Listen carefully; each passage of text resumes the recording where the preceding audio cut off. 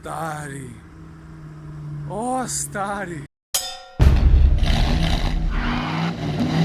Dobro jutro.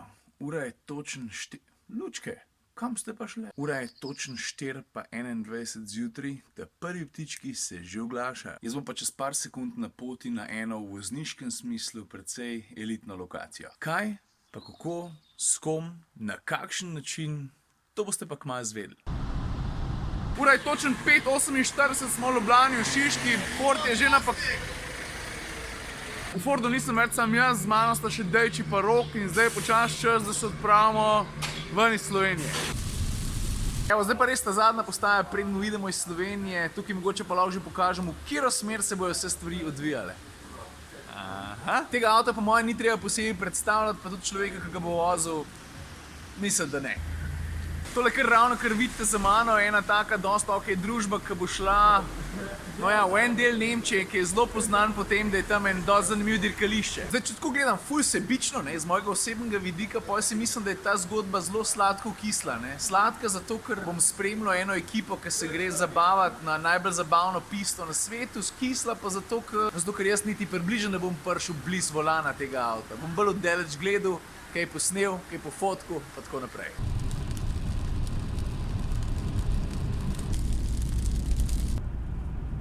Right. But anyway, I paid for cash. We stayed in the motel 2 nights. I paid cash.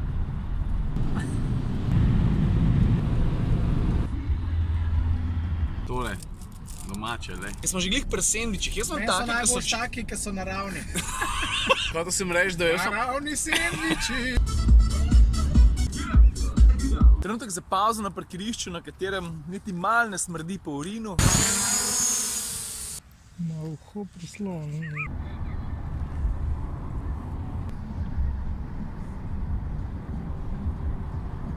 No, zdaj pa po mojem nima več smisla, da bi karkoli skrival. Fantje pa punce, mi smo na Nürburgringu. Zdaj je pa ena stvar ful zanimiva. V tem trenutku smo prišli na stezo oziroma tukaj na vhod na progo v času, ki je vse skupaj zaprto za navadne smrtnike. V tem trenutku namreč tukaj testirajo avtomobilske znamke. Vse živo se že mimo peljali.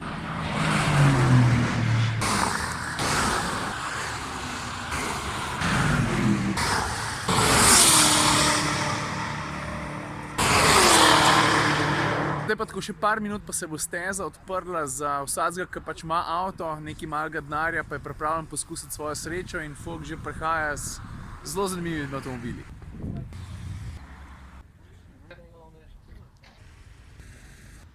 Mogoče samo en intermezzo, le tega besenega McLarena, pa človeka v tisti leder jakni za njim, ki je pa nihče drug kot Boosted Boris.